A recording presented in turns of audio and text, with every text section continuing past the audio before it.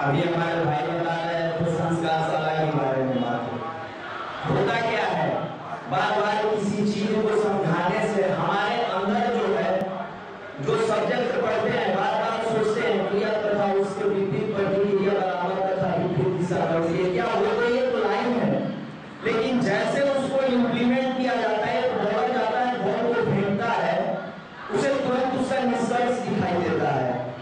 उसे पता चलता है कि ये क्रिया हमने तो जैसे बॉल को ड्रॉप किया हुआ छाल मारा।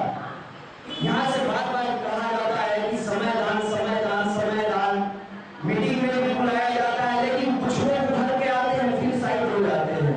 ऐसा लगता है कि मेरा टाइम लॉस हो रहा है। तो एक चीज मैं यहाँ से बता देता हूँ कि समय कभी बर्बाद नहीं जाता। परमात्मा के खेतों में बोया हुआ बीज कभी सड़ता गलता नहीं है।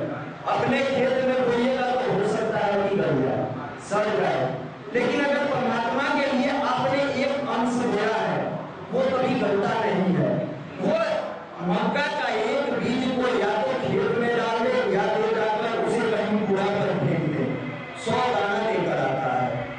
समय को बर्बाद कहाँ करते हैं, वहां हमें पता ही नहीं चलता है। विद्यार्थी तैयारी के लिए तो आए हैं, आते हैं पढ़ाई के लिए, भैया मन नहीं लगता है। लगेगा कैसे? आपने जिस चीज को इंटरटेनमेंट का साधन बनाया है वो इंटरटेन नहीं, वो आपके लाइफ को बर्बाद कर रहा है। पहले इंटरटेनमेंट होता क्या था, व्यक्ति खुशहाली के लिए गेम खेलता था। आजकल गेम को खेलने जाते हैं, एक्सरसाइज करने जाते हैं, नहीं, हमने इंटरटेनमेंट का जरिया बदल दिया है। और वही हमारे युवा मंडल के भाई इंटरटेनमेंट करते हैं उन छोटे छोटे बच्चों के साथ जाके जब आप मिलिएगा तो उनको कुछ पता नहीं है और उनसे इंटरटेनमेंट करते हैं। एक छोटी सी कहानी बताते हैं परमात्मा देते कैसे हैं। बहुत पहले की बात है, महाभारत देखे होंगे आप लोगों ने। महाभारत में जब द्रौपदी का चीरहरण होने लगता है, द्रौपदी को क्या था, बड़ा गुमान था, हमारे 5 पति हैं, कोई परास्त नहीं कर सकता है। थोड़ी सी फिजिक्स की जानकारी हुई, हमें पता चलता है कि हमारे अंदर काफी गंभीरता आ गई है, हम काफी सब्जेक्ट पर नॉलेज पकड़ हो गया है। जबकि रियलिटी यह है कि वर्तमान परिस्थितियों में अगर व्यक्ति अपने व्यक्तित्व को निखारता हुआ नहीं गया और सामंजस्य नहीं बैठाया तो चाहे आप जितना फिजिक्स पढ़ ले, जितना मैथ पढ़ ले, जितना नॉलेज ग्रहण कर लें, अगर आप तालमेल बैठाना नहीं सीखे, आपका पर्सनालिटी डेवलप नहीं होगा, जीवन जीने की कला नहीं आई, तो वही फिजिक्स पढ़ने वाला लड़का उसी फिजिक्स के लिए वो पंखा से लटक जाता है। वही लड़का जो आईएएस बनता है अपनी सर्विस रिवॉल्वर निकाल के उसी से गोली मार देता है, आईपीएस बनता है और गोली मार देता है। उसको निश्चित चीज करनी थी, उसके पास सारे चीज तो थे, लेकिन वो क्या क्यों परेशान था कि निकालता है रिवॉल्वर और गोली मार देता है। उसके अंदर आत्महीनता का शिकार बन गया। परमात्मा ने प्रतिभा को दिया है, सब कुछ दिया, प्रतिभा को पढ़ाई के क्षेत्र में तो ले गए, पढ़ के टॉपर बने, आईएएस बने, आईपीएस बने,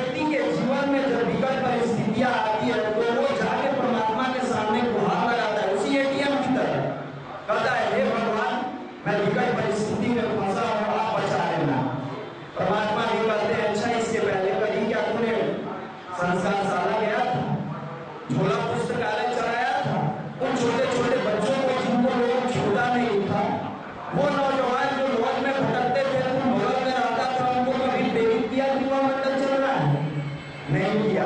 पूरे समाज के लिए किया क्या? अकाउंट में तो कुछ है नहीं, अकाउंट आपका नहीं है, बस अपने लिए सोचा, इसके सिवाय किसी और के लिए नहीं सोचा। कभी सोचा होता? सोचना तो दूर के बाद बताते बताते गए तो 2 कमेंट्स मारते गए वहां पर। होता क्या है वहां? एक ही चीज बताया जाता है। वहां पढ़िएगा, फिजिक्स के क्लास में 2 साल तैयारी करने में एक ही चीज बताया जाता है, उसी फिजिक्स को, और वही फिजिक्स पढ़ कर लौटा IIT टॉपर होता है। बचपन से लेके जो मैथमेटिक्स 1 से शुरू होता है वो स्टॉप होता है, इंड होता है, जाके कॉम्पिटिशन के लास्ट में जहां सक्सेस होते हैं।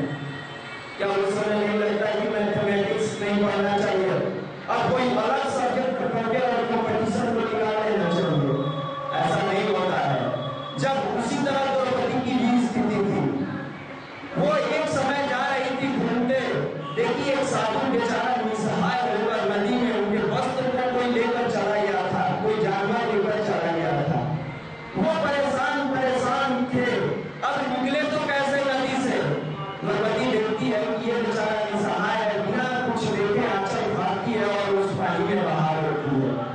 वो झुगी झोपड़ी का बच्चा बेचारा निसहाय है, कोई उसको शिक्षा देने वाला नहीं है। हमारे भाई जाते हैं 2 घंटा 1 घंटा समय निकाल कर, उनको कोई पूछने वाला नहीं है, वो इस आस में बैठा है कि कोई कुछ सिखा दे, कुछ नहीं सीखता है तो बेकार बन जाता है।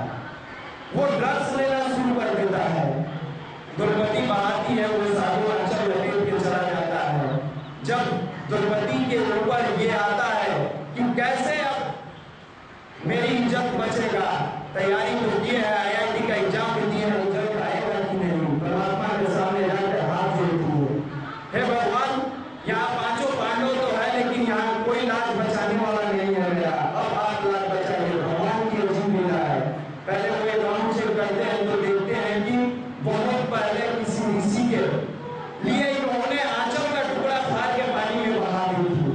वो तुरंत आते हैं और उसी समय दुशासन साड़ी को खींचता जाता है और साड़ी की सप्लाई शुरू होती है। वो हार के थक जाता है, मजबूर हो जाता है और कहता है साड़ी बीच नारी है कि नारी बीच साड़ी है।